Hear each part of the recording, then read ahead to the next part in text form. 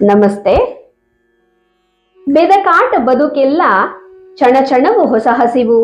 ಇದಕ್ಕಾಗಿ ಅದಕ್ಕಾಗಿ ಮತ್ತೊಂದಕ್ಕಾಗಿ ಅಧಿಕಾರ ಸಿರಿ ಸೊಗಸು ಕೀರ್ತಿಗಳ ನೆನೆದು ಮನ ಕುದಿಯುತ್ತಿಹುದಾವಗಂ ಮಂಕುತಿಮ್ಮ.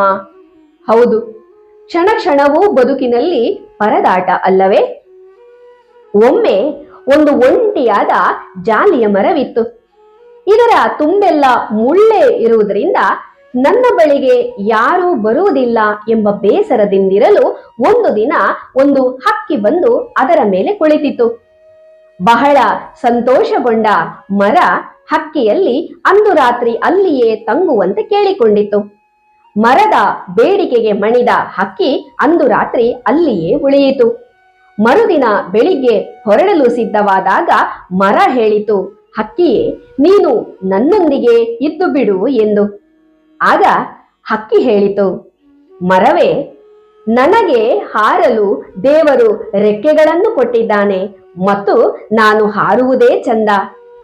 ನಿನಗೆ ಭೂಮಿಯಲ್ಲಿ ನಿಲ್ಲುವುದಕ್ಕೆ ಬೇರುಗಳನ್ನು ಕೊಟ್ಟಿದ್ದಾನೆ ಮತ್ತು ನೀನು ಭದ್ರವಾಗಿ ನಿಲ್ಲುವುದೇ ಚಂದ. ನನ್ನಂತೆ ನಿನಗೆ ಹಾರಲಾಗದು, ನಿನ್ನಂತೆ ನನಗೆ ಭೂಮಿಯಲ್ಲಿ ನಿಲ್ಲಲಾಗದು ಎಂದು.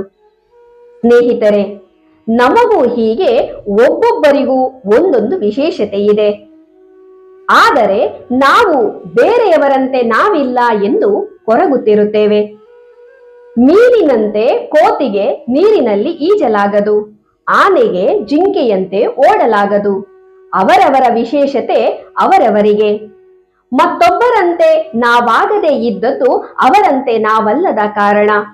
ಹಾಗಾಗಿ ಬೇರೆಯವರಂತೆ ನಾವಿಲ್ಲ ಎಂದು ಕೊರಗದೆ ನಮಗೇನು ಸಾಧ್ಯ ಎಂದು ಯೋಚಿಸಿ ಮುಂದೆ ಹೋದದ್ದೇ ಆದರೆ ಈ ಬದುಕೇ ಬಂಗಾರ. ಧನ್ಯವಾದಗಳು.